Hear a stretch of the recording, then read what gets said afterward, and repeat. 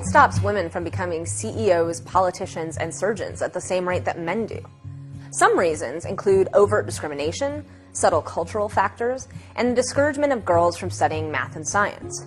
Those factors absolutely need to be addressed, but they're not the whole story. An important explanation for this disparity that doesn't get as much attention is the differences between the choices men and women make about their educations, careers, and family life. To give an example, a recent study attempted to answer why there are so few female politicians in the US by asking successful women why they wouldn't run for public office. While the study found some important institutional barriers were partly to blame, it also found that women's preferences played a huge role in the decision to run for office. The women cited the potentially devastating loss of privacy, the pressure of constant fundraising, the threat of compromising one's principles, and the long hours away from their families.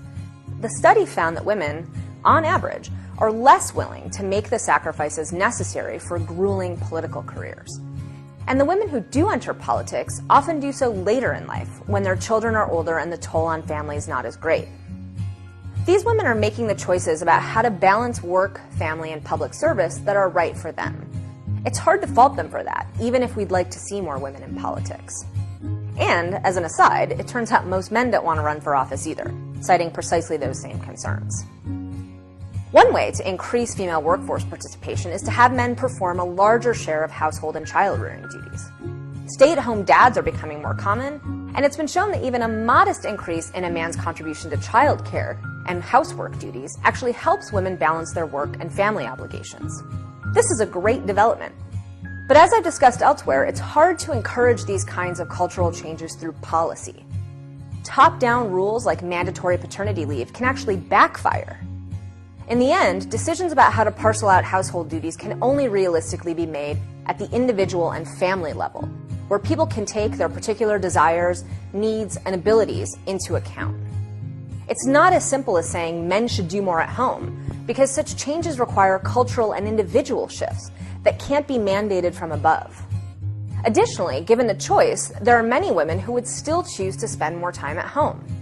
The desire to spend time with their kids may trump career ambitions, and for the women who feel this way, having a partner stay at home instead wouldn't make them any happier or more fulfilled. By questioning their preferences here, we actually undermine women as rational agents. One way to address this is for businesses to give employees more flexibility in the hours they work and the locations they work from. This would allow people to more effectively balance their home lives and their careers. So to attract talented candidates, industries may want to rethink grueling work hours or conditions that prevent people of both sexes from maintaining a work-life balance, like Google, for example, has done. But such proposals are limited by the realities of some professions. Surgeons can't work from home, and politicians must spend time with their constituents and their colleagues. And like other kinds of change, these policies can't be mandated without causing unintended consequences. Ultimately, you can't make every career compatible with a robust family life. It's not just women who can't have it all in that respect. No one can. We all face difficult choices in life.